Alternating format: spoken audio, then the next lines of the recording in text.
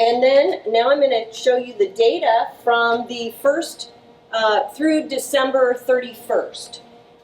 So it would be June 1st through December 31st is the data that we have. And you can see that the number of clients in the DUI, our 27 DUI programs during that 6 months was 19,990 people.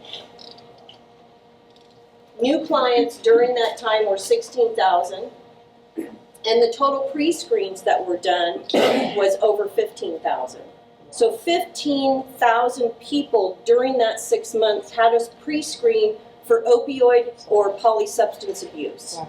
Now, when you put this in context with a DUI program, every person who goes into a DUI program does an assessment at some point within the first 60 days. But that assessment is not specific to drug only. So what we decided with the Department of Healthcare Services was to do a DAST. So the DUI participant is still going to get the standard assessment for any other treatment issues, but for this project, it's the DAST pre-screen. Based upon that pre-screen, then the person would be offered the DUI MAP project to join it. And so here's our analysis on the pre-screen. So 67% of the new clients in those 27 DUI programs received the pre-screen. When we first implemented, we wanted to go back and make sure that the clients that were active in the program at that time received the pre-screen also. So clients who were active in the DUI program when we started wouldn't have gotten that initial enrollment pre-screen. So they were offered that pre-screen in individual sessions and through the education session where they could join a counselor and receive that pre-screen. So that's what your pre-screens after enrollment means. So here's our pre-screen results. And we weren't really too surprised about this. Again, we've worked in DUI for a long time, so we had a profile of what the DUI client was. But it is very interesting that, and we'll get to another slide that'll show you the different program levels. So we have 61% of the population stating that there's no problem based upon the pre-screen. And again, this is a pre-screen just for, it's the DAST, so it's for drugs, not alcohol. And here is our DUI MAT participants that since June. We have in San Diego County, you can see that San Diego County is knocking it out of the park. Is this because San Diego has a greater need? Well, you can see that some of the counties, there's a smaller population. San Diego obviously has a large population. The other aspect of that is San Diego County DUI programs are very large because the way this system works is it's based upon the judicial district. So the programs do have a large population. As compared to some of the other counties that have, like LA County has, I think it's 50 or 72 DUI providers in LA. And so there's smaller programs scattered all over, where San Diego's very centralized, so the programs are a bit larger.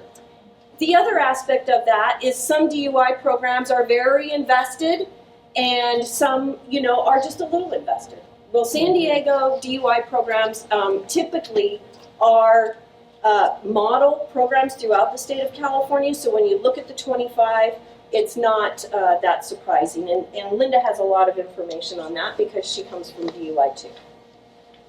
So 75 clients overall.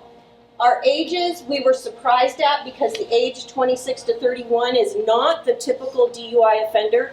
The average is 32 to 40. So we have a little bit of a difference there in our profile. And then here's your program type. So you can see the majority come from the 3-month and the 18-month. The 18-month program is your multiple offender, someone who has had more than one DUI within a 10-year period. So not a big surprise that the majority of the DAST pre-screens show that that population actually needs more help than others. And then this is the second level assessment. Now what happens is the pre-screen happens, And the provider, DUI provider, sends them to another second level assessment, most likely the ASAM within their county. If their county doesn't have that system set up, then the DUI provider performs the ASAM themselves and then refers to whatever level of treatment is appropriate. So this is the second level assessment, and it shows you how that assessment comes out. And then the treatment and referrals, based upon that second level assessment, where did they go? What treatment were they given? And you can see that outpatient and outpatient MAT were the two most used.